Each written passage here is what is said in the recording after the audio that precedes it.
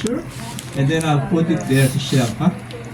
Kaya it's like they are, parang these are the people who parang look and watch over me. Parang you have, parang in the Philippines, there are good people. And I wanted to be there. No? In fact, nag-usap na kami ni Marge. Sabi ko, I'm beginning to sense what we need for our country. Although this one is my crazy dream, okay? I know you will probably say, rest lang sila, mga ganyan-ganyan, okay? Otherwise, I'll be doing my complaints about what's happening, okay? Hindi ko na lang sabihin, okay? Although I know, sige, we'll put that aside, okay? It's time to remember good people. I really like what you said about your dad, no? Bawat isa mayroong personal story. You can play basketball with your father, na a sense of humor. Tapos, what's the name? Kining very accepting, big heart, no? Big heart man siya, no? Tapos, I like what you said about, ay, Rosaba, okay? Actually, how do you translate that? Talking to God. I'll be talking to God. Hindi siya makapag-usap sa Panginoon. Maingay, parang gano'n. But it's almost like I see Martha. Parang gano'n. Very anxious, mga gano'n.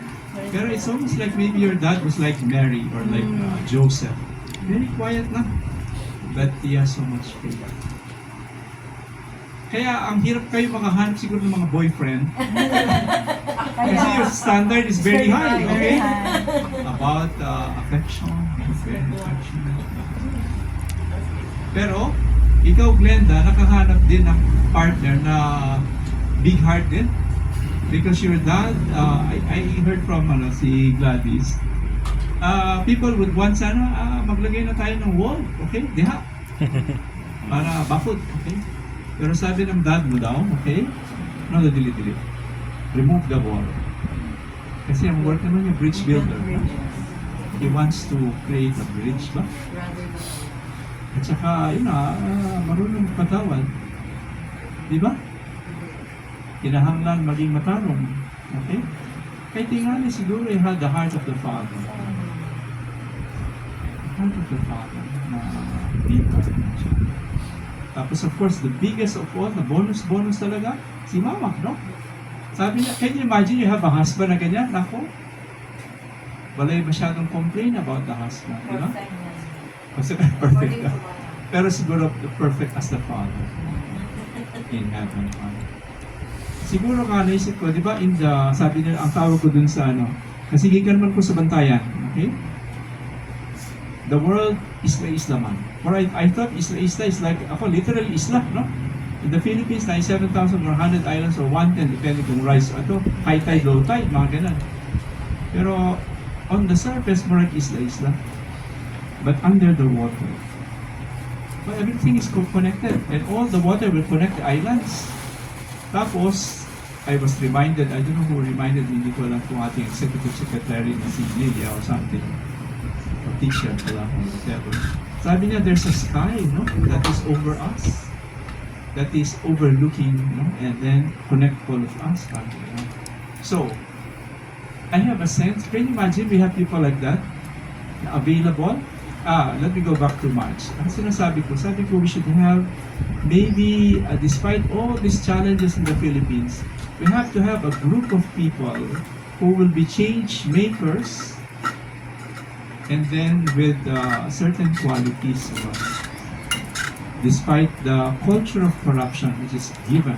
Like even sabi mo nga na in the DP given na yun, di ba?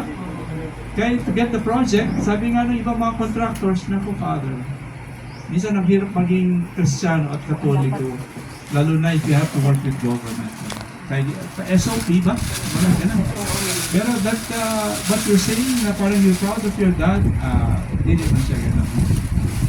Sabi mo nga, you're proud of his integrity, di ba? Kasi she's also an engineer. Engineer. Works with the government. Is that right? Kasama in one office. magkasama sila in one Ang office. kauban sa Doon office. sila Oh nakita. my And then yung quality control si mama. Oh, lalo pa. Oh, Nakaway siya ng contractor. Hindi siya pumipirma. Umaga dyan. Actually, Narito. ang hinahanap natin sa pamahalaan, or at least itong sinasabi ko kay March, na we need a group of people, merong quality control na standard. Kahit anong ginagawa ng iba na standard. That's what integrity is. Na competence, na ay meritocracy. Because these good people who have quality and have standards, they will create the change for the country. But we need to have people na parang consistent. Ako, if I had the Hall of Fame, okay, a Hall of sa aking, di ba, kang shelf ba? Sa aking office, okay? Aside from yung story of Simba at saka si Kung Fu Panda, sa aking office, okay? Mga tao na nandyan, they're not really dead. Kasi for me, they're alive. Kasi naamoy legacy ba? Okay, now, I would be proud to include your dad there. Pwede? Your father. Can you allow me? Yes, please. Of course, father. Sige, okay, sige. For ha? the honor. So, and then I will have a lot of stories. Meron parang ganyan Pinoy. Now, we need people who are parang, in a sense, be consistent in the way they parang lead their lives.